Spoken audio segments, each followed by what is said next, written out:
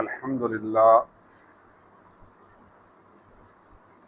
لله نحمده ونستعينه ونستغفره ونؤمن به ونتوكل عليه ونعوذ بالله من شرور أنفسنا ومن سيئات أعمالنا من يهده الله فلا مضل له ومن يضلل فلا هادي له ونشهد أن لا إله إلا الله وحده لا شريك له ونشهد أن سيدنا ومولانا محمدا عبده ورسوله أما بعد فأعوذ بالله من الشيطان الرجيم بسم الله الرحمن الرحيم قد أفلح المؤمنون الذين هم في صلاتهم خاشعون والذين هم عن اللغو معرضون والذين هم للزكاة فاعلون والذين هم لفروجهم حافظون إلا على أزواجهم أو ما ملكت أيمانهم فإنهم غير ملومين فمن ابتغى وراء ذلك فأولئك هم العادون والذين هم لأماناتهم وعهدهم راعون والذين هم على صلواتهم يحافظون أولئك هم الوارثون الذين يرثون الفردوس هم فيها خالدون صدق الله مولانا العظيم وبلغنا رسوله النبي الكريم ونحن على ذلك لمن الشاهدين والشاكرين والحمد لله رب العالمين إن الله وملائكته يصلون على النبي يا أيها الذين آمنوا صلوا عليه وسلموا تسليما اللهم صل على سيدنا ومولانا ونبينا محمد وعلى آله وأصحابه وأزواجه وذرياته وبارك وسلم وصلوا عليه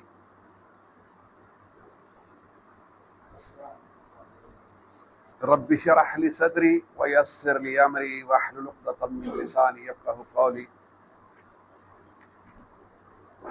اللهم أرنا الحق حقا واتباعه وأرنا الباطل باطلا وارزقنا اجتنابه انتہائی واجب الاحترام میرے بزرگوں، دوستوں اور بھائیوں، یہ سورہ المومنون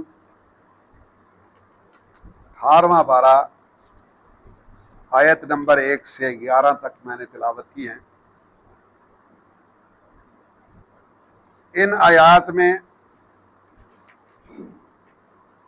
مومن کی صفات بیان کی گئی ہیں۔ ان آیات کو ہم دو عنوان دے سکتے ہیں کہ مومن کا عکس قرآن کی روشنی، یا قرآن کا مطلوبہ مومن، یہ ان آیات میں بیان ہوا ہے۔ ان آیات کا پس منظر یہ ہے، یہ سورہ مکی ہے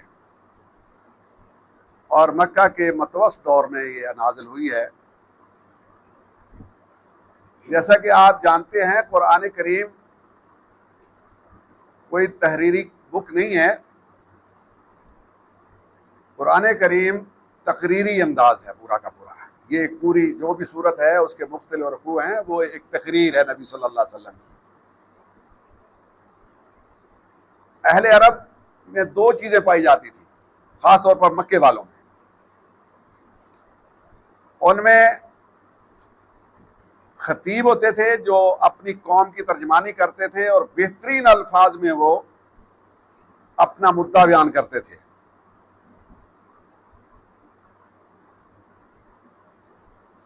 فصیح و بلیغ بلاغت ان کی گویا لونڈی تھی، اور دوسرے تھے شعراء، وہ بالبدی کھڑے کھڑے ہی 100 شعر کہہ دیتے تھے۔ پھر عربی اتنی وسیع زبان ہے کہ ایک ایک اسم کے لیے 500 الفاظ انہوں نے ایجاد کیے۔ تلوار کے لیے، گلاب کے پھول کے لیے، گھوڑے کے لیے. اتنی وسیع زبان کے اندر ان لوگوں کو یہ چیلنج کرنا. وہاں نبی صلی اللہ علیہ وسلم کی جو زبان مبارک سے قرآن نکل رہا تھا وہ تعجب کر رہے تھے. وہ کوشش کرتے تھے کہ کسی طرح اس کا توڑ کیا جائے. یہ جیسا میں نے عرض کیا یہ متوسط زمانے کی صورت ہے جب شدت پائی جا رہی تھی اور نبی صلی اللہ علیہ وسلم پر ایمان لانے والے جو تھے وہ زیادہ تر مزدور طبقہ، کم عمر طبقہ اور جو کمزور طبقہ تھا وہ ایمان لا رہے تھے.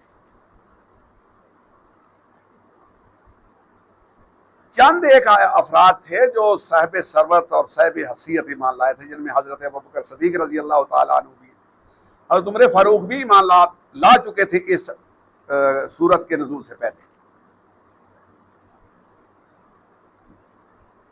مکے والے یہ عام کہتے تھے کہ کامیابی کا معیار یہ ہے کہ اللہ نے ہمیں دولت دی ہے، بیٹے دیے ہیں، غلام دیے ہیں، مال دیا ہے، کامیابی تو یہ ہے، لہذا کامیابی ہمارے پاس ہے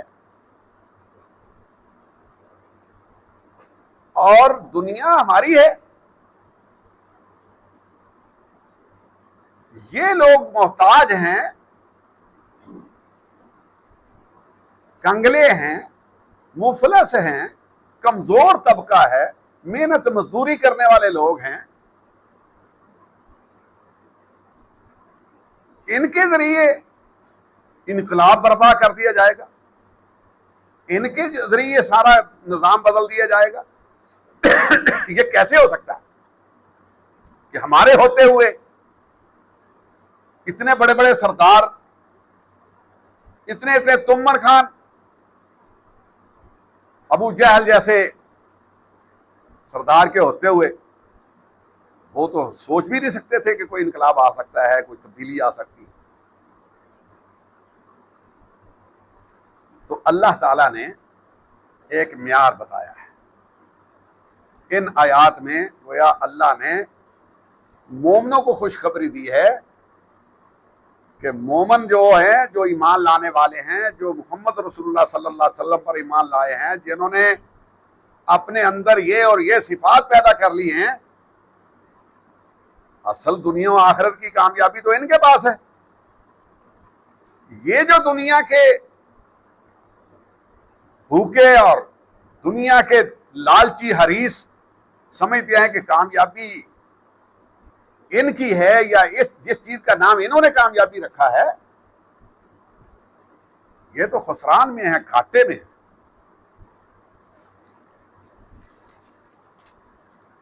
اب اس پس منظر کو سامنے رکھ کر آپ جب دیکھیں گے، ان قرآن کی آیات کا مطالعہ کریں گے تو آپ کو سمجھ آئے گی کہ اس ماحول میں کیا کیفیت تھی، کیا صورتحال تھی اس وقت جب قرآن کہہ رہا ہے اعوذ باللہ من الشیطان الرجیم بسم اللہ الرحمن الرحیم قد افلح المؤمنون.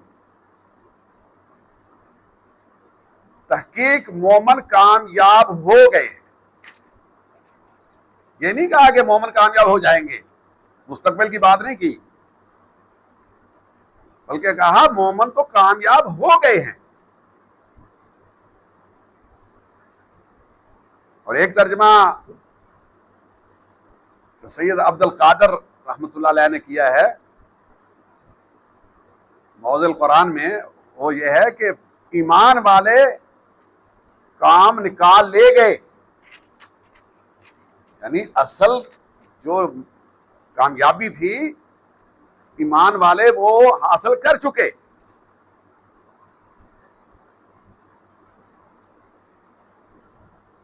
بالکل یہی انداز ایک اور جگہ بھی آیا ہے جس میں اللہ تعالیٰ نے قد افلح من تزکا کہ کامیاب ہو گیا وہ شخص جس نے پاکیزگی حاصل کر لی، جس نے تقوی حاصل کر لیا، اور پھر فرمایا قد افلح من زکاہا، وہ کامیاب ہو گیا جس نے اس کو زکی کر لیا، پاک کر لیا، جس نے یعنی نفس کو جس نے پاک کر لیا وہ کامیاب ہو گیا۔ یہ بہت مشکل مرحلہ ہے اصل میں، ہمیں اس سے سابقہ ہی نہیں پڑا۔ ہمیں تو جب ہم پیدا ہوئے کان میں اذان مل گئی، اور جب تھوڑا سا ہوش سنبھالا ہمیں کلمہ پڑھا دیا گیا۔ ہمیں تو پتہ ہی نہیں کہ کلمے کا مقصد کیا ہے، کلمے کا تقاضا کیا ہے۔ اور اگر اس کا پوچھنا ہے کسی سے کہ یہ تقوی تزکیہ نفس کیا چیز ہے، تو اس سے پوچھو جو عیسائیت چھوڑ کر مسلمان ہوا ہے، جو ہندو مت چھوڑ کر مسلمان ہوا ہے، جو سکھ مت چھوڑ کر مسلمان ہوا ہے، کسی دوسرے مذہب سے وہ مسلمان ہوا ہے، تو اس سے پوچھو کہ یہ کیا چیز ہے، تزکیہ نفس کس کو کہتے ہیں۔ ہمیں اس سے واسطہ نہیں پڑا۔ اور میں یہ بات اکثر کہا کرتا ہوں کہ ہماری خوش نصیبی ہے کہ اللہ تعالیٰ نے نبی صلی اللہ علیہ وسلم پر نبوت کا خاتمہ کر دیا، کہ آپ کے بعد کوئی نبی نہیں آنا۔ اگر نبوت جاری ہوتی تو جو ہمارا حال ہے نا، جس طرح ہم اندھے اور بہرے اپنے فرقوں میں پڑے ہوئے ہیں، جس طرح ہم نے قرآن کو پس پش ڈالا ہوا ہے، وہ یہودیوں اور عیسائیوں کی ساری صفات آج ہمارے اندر پائی جاتی ہیں کہ حق کو جانتے ہوئے حق ہم کہنے کے لیے تیار نہیں ہیں۔ تو اگر کوئی نبی آنا ہوتا تو ہم سارے انکار کر دیتے اس کا۔ کوئی کہتا میرا پیر یہ کہتا ہے، کوئی کہتا میرا امام یہ کہتا ہے، کوئی کہتا میرا مولوی یہ کہتا ہے، یہ کوئی نہ کہتا کہ اصل قرآن کیا کہتا ہے۔ اگر قرآن یہ کہتا کہ آنے والا نبی بعد میں آنے والا ہے، تم نے اس کی پیروی کرنی ہے، ہم کبھی نہ مانتے اس کو۔ ہم اس قدر وہ ساری کی ساری، میں کہتا ہوں وہ صفات جو ہیں وہ ہمارے اندر آج پیدا ہو چکی ہیں، جو یہودیوں کے اندر اس وقت تھی جب محمد رسول اللہ صلی اللہ علیہ وسلم تشریف لائے تھے۔ وہ ضد، وہ ہر دھرمی، وہ آپس کی نفرت، ایک دوسرے کی ضد میں۔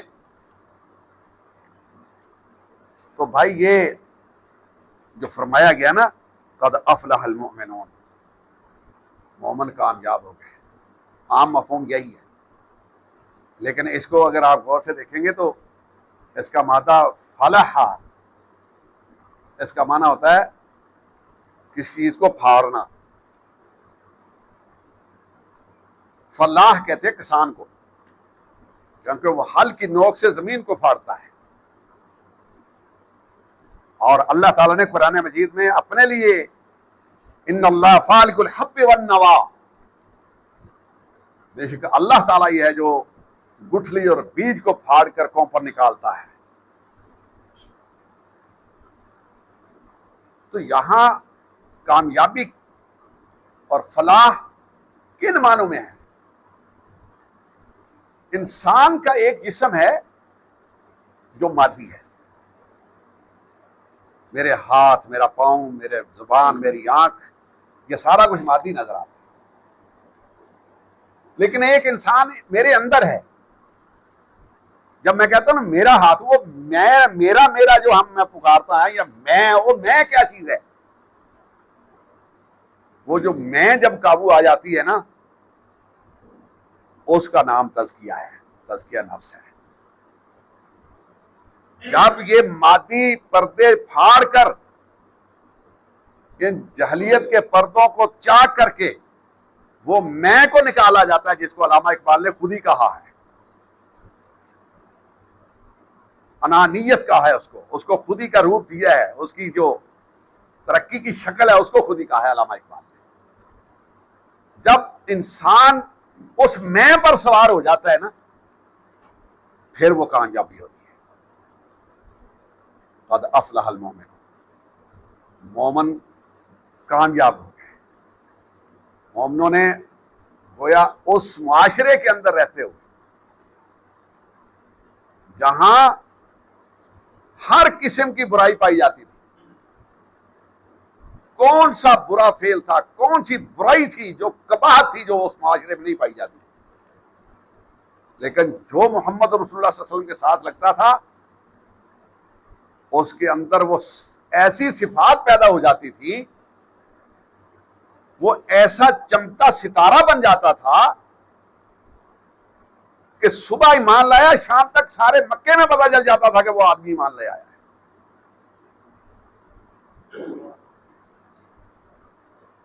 اس لیے فرمایا جو ایمان والے ہیں وہ کامیاب ہوں گے. اب آگے مومنوں کی, ایمان والوں کی صفات بیان کی جا رہی ہیں. ہم بھی سارے ایمان والے بیٹھے ہیں, ہم نے ذرا ان آیات کی روشنی میں اپنا اپنا جائزہ لینا ہے. سب سے پہلے ہے الذین هم فی صلاتہم خاشعون. یہ وہ لوگ ہیں جو اپنی نمازوں میں خشوع و خضوع اختیار کرتے ہیں. اس کی تفسیر میں بہت سی احادیث ہیں. ان آیات کے نازل ہونے سے پہلے نبی صلی اللہ علیہ وسلم کبھی کبھی آسمان کی طرف ہی منہ اٹھا لیتے تھے کہ شاید کوئی نئی وحی آئے, کوئی پیغام آئے. صحابہ کرام بھی کر لیتے تھے. اس کے بعد پھر نبی صلی اللہ علیہ وسلم منع کر دیا تھا سختی کے ساتھ کہ آنکھوں کو اوپر نہیں اٹھانا, نماز کی جگہ پر, سجدے کی جگہ پر تمہارا دھیان ہونا چاہیے. خشوع ظاہری ہے کہ تمہارا ظاہر جو ہے وہ اس کے اندر ایک رکت طاری ہو, ایک دھیما پن, جھکا ہوا, اس کے اندر عاجزی نظر آئے. اور خضوع جو ہے وہ اندر کی کیفیت کا نام ہے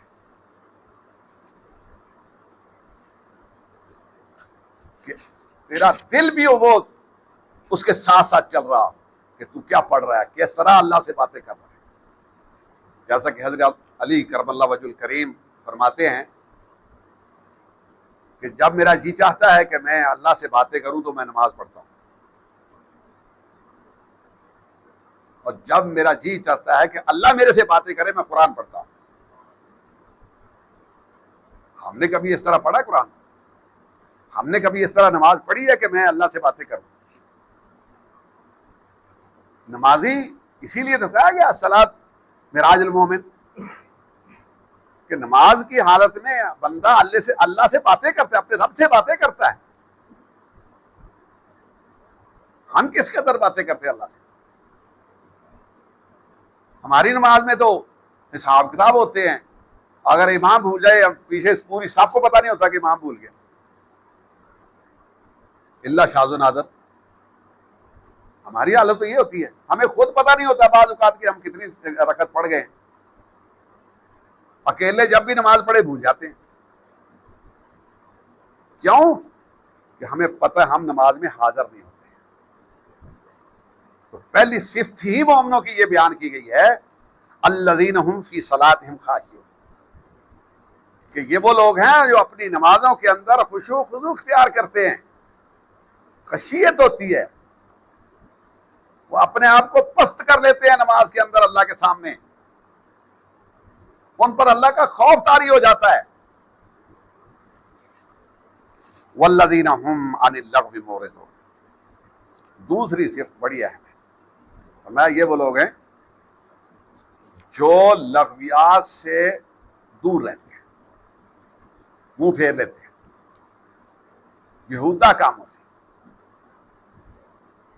ہر وہ فعل جو نہ دنیا میں نہ آخرت میں تمہارے کام آنے والا ہے, جس کا نہ جسمانی طور پر تمہیں فائدہ ہے نہ روحانی طور پر, وہ فضول ہے.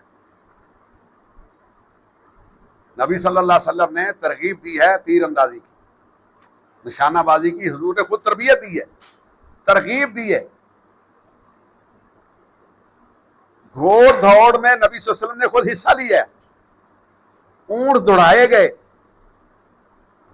نبی صلی اللہ علیہ وسلم کی اونٹنی تھی کسوہ, اس کی دوڑ ہوئی, وہ ہار گئی. صحابہ کرام بڑے افسردہ ہوئے کہ نبی صلی اللہ علیہ وسلم کی اونٹنی ہار گئی. حضور نے فرمایا کیوں افسردہ کیوں ہوتے ہو؟ اللہ تعالیٰ کی مخلوق ہے, اللہ تعالیٰ نے ایک سے ایک بڑھ کر پیدا کیا ہوا ہے,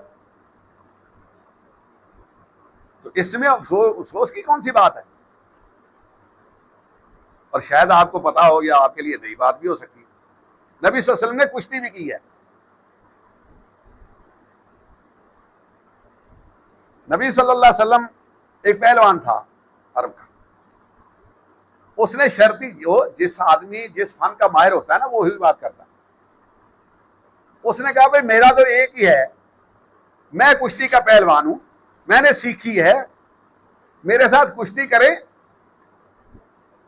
اگر مجھے پچھاڑ دیں گے تو میں ایمان لے آؤں گا، کیونکہ مجھے پتا ہے کہ آپ نے کشتی نہیں سیکھی، یہی میرے لیے ثبوت ہے۔ اور نبی صلی اللہ علیہ وسلم نے پچھاڑا اس کو۔ تو ایسا ہی گیم، ایسا فیل جو جسمانی طور پر فائدہ دے رہا، روحانی طور پر فائدہ دے رہا، اس کی تو اجازت ہے، لیکن جو ہم کہتے ہیں نا ہم وقت کٹی کر رہے ہیں، جیسے جوش کے ساتھ بڑے انہماک کے ساتھ تاش کھیلنے والے، جو اللہ کرے آپ میں سے کوئی بھی نہ ہو، جو لوگ تاش کھیلتے ہیں نا، کبھی ان سے پوچھیں، ان کو کھانا بھول جاتا ہے، گھر والے بھول جاتے ہیں، ٹائم بھول جاتا ہے، تو پوچھو کیا کر رہے ہو، کہتے ہیں ہم وقت کٹی کر رہے ہیں۔ اور وقت کاٹنے کی کوئی بات ہے؟ وقت کو سب سے زیادہ قیمتی چیز تو وقت ہے۔ میں اکثر کلاس میں کہا کرتا تھا، بھائی جو وقت کو کاٹتے ہیں وقت ان کو کاٹ دیتا ہے، جو وقت کو کاٹتے ہیں وقت ان کو کاٹ دیتا ہے، وقت کو کوئی نہیں کاٹ سکتا۔ جو وقت کو ضائع کرتے ہیں وقت ان کو ضائع کر دیتا ہے۔ وقت ضائع کرنے کی چیز نہیں ہے، ایک ایک لمحے کا حساب دینا ہمیں تو۔ ایک سانس آ رہی ہے، اس کے بارے میں پوچھا جانا ہے کہ کس حال میں گزارا تھا تو نے۔ وَلَا تَمُوتُنَّ إِلَّا وَأَنْتُمْ مُسْلِمُونَ، یہ ہے حالت کہ تمہیں موت نہ آئے طرح حالانکہ تم مسلمان ہو، یعنی ہر جب موت آئے تو فرما برداری میں آئے، ایک لمحہ بھی تو ایسا نہ گزرے جو نافرمانی میں ہو۔ تو مومنوں کی یہ صفت بیان کی گئی ہے، والذین هم عن اللغو معرضون، مومن وہ لوگ ہیں جو بیہودہ باتوں سے دور رہتے ہیں۔ والذین هم للزکاۃ فاعلون، اور وہ لوگ ہیں جو پاکیزگی کے کام کرتے ہیں، زکوٰۃ کے کام کرتے ہیں۔ دیکھیے یہ مکی صورت ہے، جیسا کہ شروع میں نے عرض کیا، اور مکے میں زکوٰۃ کے احکام نازل نہیں ہوئے تھے، اور یہاں دوسرے لفظ للزکاۃ فاعلون آیا ہے، یؤتون الزکاۃ نہیں آیا کہ وہ زکوٰۃ ادا کرتے ہیں، زکوٰۃ دیتے ہیں، نہیں آیا، زکوٰۃ کے کام کرتے ہیں۔ مومن پاکیزہ رہتا ہے، پاکیزگی کو پسند کرتا ہے، مومن کبھی بھی گندگی کو پسند نہیں کر سکتا۔ اس میں ہر قسم کی پاکیزگی شامل ہے، وہ ہماری دماغی ہو، دل کی پاکیزگی، کپڑوں کی پاکیزگی، جہاں رہتا ہے وہاں پاکیزگی، اکثر ماحول میں رہتا ہے اس ماحول کی پاکیزگی۔ الطہور شطر الایمان، پاکیزگی کو، صفائی کو ایمان کا حصہ قرار دیا گیا ہے۔ تو فرمایا یہ لوگ ہیں جو پاکیزگی کے کام کرتے ہیں۔ والذین هم لفروجہم حافظون، یہ چوتھی اہم صفت ان کی بیان کی جا رہی ہے کہ یہ وہ لوگ ہیں جو اپنی شرمگاہوں کی حفاظت کرتے ہیں۔ دیکھیے قوموں کو مختلف طریقوں سے شیطان نے گمراہ کیا ہے، اور نبی صلی اللہ علیہ وسلم نے فرمایا ایک حدیث میں کہ دو چیزوں کی ضمانت تم مجھے دے دو، جنت کی ضمانت میں محمد دیتا۔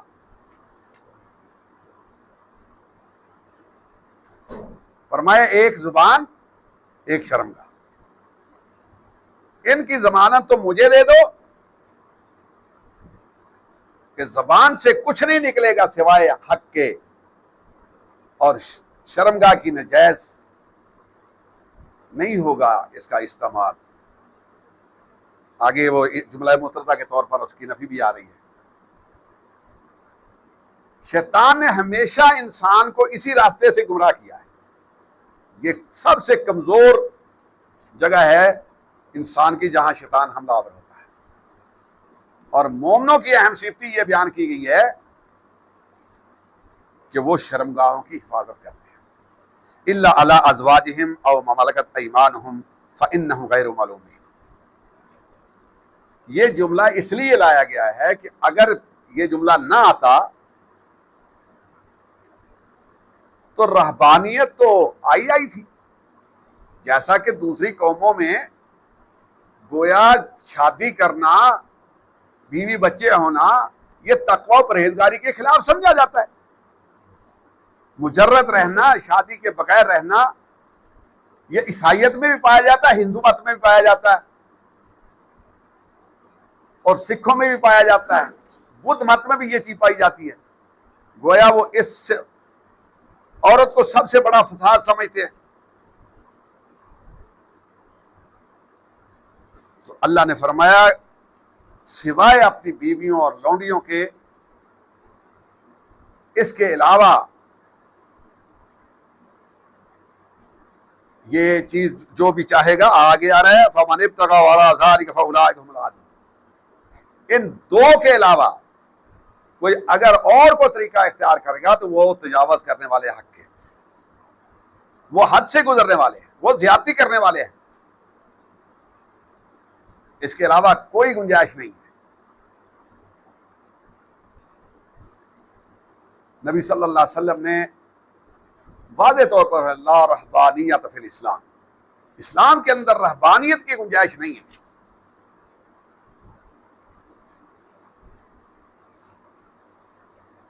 والذین ہم لاماناتہم وعہدہم راعون. یہ دو بڑی اہم صفات ہیں جو آج ہمارے اندر مفقود ہیں، جس کی وجہ سے امت مسلمہ انحطاط کا شکار ہے. سب سے پہلے یہ ہے کہ وہ امانتوں کا پاس کرتے ہیں اور اپنے وعدوں کا پاس کرتے ہیں. یہ دوسرا ہے. ایک آیت میں دو صفات بیان کی. سب سے پہلے تو امانت اگر ہم دیکھیں تو بہت سی امانتیں ہیں جو انفرادی طور پر ہمارے سپرد ہیں. سب سے بڑی امانت تو ہمارا جسم ہے. یہ ہماری آنکھیں، یہ ہمارے ہاتھ، یہ پاؤں، یہ کان، یہ اللہ نے امانتن دیے ہوئے ہمیں، اور قیامت کے دن ان کے بارے میں پوچھا جانا ہے کہ کان دیے تھے میں نے حق سننے کے لیے، تم نے کہاں تک حق کو سنا ہے؟ زبان دی تھی تمہیں میں نے حق بولنے کے لیے، تم نے کہاں تک حق بولا ہے؟ آنکھیں تو میں نے تمہیں حق دیکھنے کے لیے دی تھی، تم نے کہاں تک حق کو دیکھا ہے؟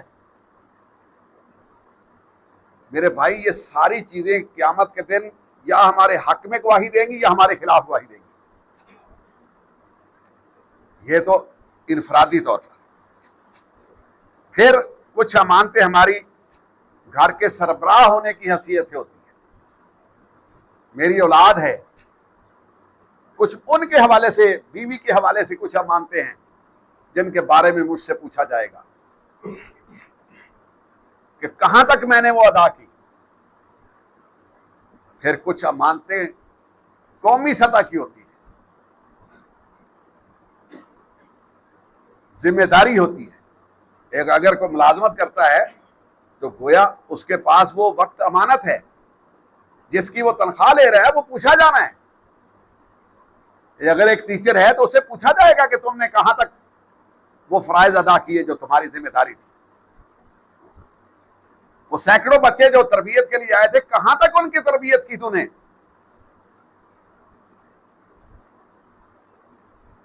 نبی صلی اللہ علیہ وسلم نے ایک دفعہ دریافت فرمایا کہ مفلس کسے کہتے ہیں؟ تو صحابہ نے عرض کیا یا رسول اللہ صلی اللہ علیہ وسلم مفلس وہ ہے جس کے پاس روپیہ پیسہ نہ ہو. آپ نے فرمایا میری امت کا مفلس وہ ہے کہ قیامت کے دن وہ پہاڑ جیسی نیکیاں لے کے آئے گا. پہاڑ جیسی نیکی کے پہاڑ ہوں گے اس کے پاس، لیکن اتنی دیر میں حصے دار آ جائیں گے، کسی کا حق مارا ہوگا، کہیں فرض کی کوتاہی کی ہوگی، کسی کو ستایا ہوگا، کسی کی چغلی کھائی ہوگی، تو ان حقداروں کا حق وہاں تو دینے کے لیے تھا، ہوگا کچھ نہیں، وہ نیکیاں اللہ تعالیٰ فرمائے گا ان کو تقسیم کرنی شروع کر دو، وہ نیکیاں ختم ہو جائیں گی، حقدار باقی ہوں گے، پھر اس کے حساب سے وہ گناہ ان کے لے کر اس پر ڈال دیے جائیں گے۔ وہ جو پہاڑ جیسے نیکیاں لے کر آیا تھا، لوگوں کے گناہ اٹھا کر جہنم میں پھینک دیا جائے گا۔ حضور نے فرمایا میری امت کا مفلس یہی شخص ہے۔ یہ کسی یہودی کے لیے نہیں فرمایا، کسی عیسائی کے لیے نہیں فرمایا، کسی سکھ اور بدھ مت کے لیے نہیں فرمایا، یہ فرمایا میری امت کا مفلس یہ ہوگا۔ آج ہمیں دیکھنا ہے کہ کہاں تک ہم امانت کی ادائیگی کر رہے ہیں۔ اور پھر فرمایا وَعَهْدِهِمْ رَاعُونَ، اور وہ اپنے وعدوں کا پاس کرتے ہیں۔ وعدے بھی ہم نے کئی کیے ہوئے ہیں۔ پہلا وعدہ تو ہم نے یہی کیا جب ہم نے کہا اشہد ان لا الہ الا اللہ واشہد ان محمدا عبدہ ورسولہ، جب ہم نے کہا تو یہ ایک وعدہ کیا ہم نے اللہ سے، وعدہ کیا اللہ سے ہم نے کہ اس بات کی گواہی دیتا ہوں کہ اللہ کے سوا کوئی معبود نہیں ہے، اور محمد صلی اللہ علیہ وسلم اللہ کے بندے اور رسول ہیں۔ دیکھنا ہے کہ اس وعدے پر ہم کہاں تک پورے اترتے ہیں۔ اگر کھوٹ آئی قیامت کے دن، میں بھی پکڑا جاؤں گا، آپ بھی پکڑے جائیں گے۔ اگر اس کے اندر ہی کھوٹ نکل آئی کہ کہاں تک واقعی میں نے اللہ کے علاوہ کسی کی عبادت نہیں کی۔ عبادت کے بہت سے روپ ہیں، پچھلے درس میں بھی شاید یہ بات آئی تھی کہ ہم کسی کئی طرح کی عبادت کریں، کبھی خواہش نفس کی عبادت ہوتی ہے، کبھی برادری کی عبادت ہوتی ہے، کبھی وقت کی حکومت کی عبادت ہو رہی ہوتی ہے، یہ مختلف، جس کی آپ اطاعت کریں گے اسی کی عبادت ہے۔ یہ جو ہم نے نماز روزہ حج زکوٰۃ کو عبادت کے لے لیا، یہ تو محدود تصور ہے عبادت کا۔ اسلام نے جو تصور دیا عبادت کا، وہ تو تیری پوری زندگی اس میں آتی ہے۔ تو فرمایا یہ وہ لوگ ہیں جو اپنی امانتوں اور اپنے وعدوں کا پاس کرتے ہیں۔ والذین هم علی صلواتہم یحافظون، اختتام بھی، شروع بھی نماز سے ہوا تھا، اختتام بھی نماز پر ہو رہا ہے۔ وہاں نماز خصوصیت سے خشوع و خضوع کا تذکرہ تھا، اس کی انفرادی نماز کا تذکرہ تھا۔ یہاں فرمایا یہ وہ لوگ ہیں جو نمازوں کی محافظت کرتے ہیں۔ اس میں نماز کے اوقات آ جائیں گے، نماز کا ٹائم پر پڑھنا آ جائے گا، نماز کے جو ضروریات نماز ہیں اس میں کپڑوں کی صفائی، مسجدوں کا اہتمام، نماز کے قیام کا بندوبست، یہ سارا اس میں آ جائے گا کہ وہ اپنی نمازوں کی حفاظت کرتے ہیں۔ اولئک ھم الوارثون، اگر یہ صفات پائی جاتی ہیں تو فرمایا یہ وارث ہیں۔ کس چیز کے؟ الذین یرثون الفردوس، یہ وہ لوگ ہیں جو جنت الفردوس کے وارث بنا دیے گئے ہیں۔ جنت الفردوس ایک ایسی جنت ہے جو بہت سے جنتوں کا مجموعہ ہے، بہت سے باغات کا مجموعہ ہے۔ اگر ساری احادیث کو اکٹھا کر کے دیکھا جائے، جو تصور قرآن میں اور احادیث کی روشنی میں، وہ یہ ہے کہ یہ ایسی جنت ہے جس میں بہت سے باغات ہیں، خاص طور پر انگوروں کا باغ، اور جو پرندے ہم پالتے ہیں، پالتو پرندے، وہ بھی اس میں ہیں، اور جو رہائش ہے اس کی وہ ایک سائیڈ پہ ہے، اور گویا اگلی سائیڈ پہ سارے باغات ہیں اس کے لیے۔ اور یہ فردوس کا لفظ ساری زبانوں میں پایا جاتا ہے کسی نہ کسی صورت میں۔ ہم فیہا خالدون، فرمایا یہ اس جنت الفردوس میں ہمیشہ رہیں گے، کبھی نہیں نکالے جائیں گے، کبھی وہاں سے نکلنے کا خدشہ نہیں ہوگا اور کبھی موت کا ڈر نہیں ہوگا۔ دیکھیے حدیث میں آتا ہے، نبی صلی اللہ علیہ وسلم نے فرمایا کہ قیامت کا دن ہوگا جب حساب کتاب ہو جائے گا، ایک طرف جنتی کھڑے ہوں گے، ایک طرف جہنمی کھڑے ہوں گے، ایک مینڈا لایا جائے گا اور اس کو ذبح کر دیا جائے گا، اور اعلان ہوگا لوگوں آج کے بعد موت نہیں آئے گی کسی کو، کیونکہ موت کو موت آ چکی ہے۔ حضور صلی اللہ علیہ وسلم نے فرمایا اگر موت کو موت نہ آ گئی ہوتی تو جنتی خوشی سے مر جاتے، جہنمی غم سے مر جاتے دوبارہ۔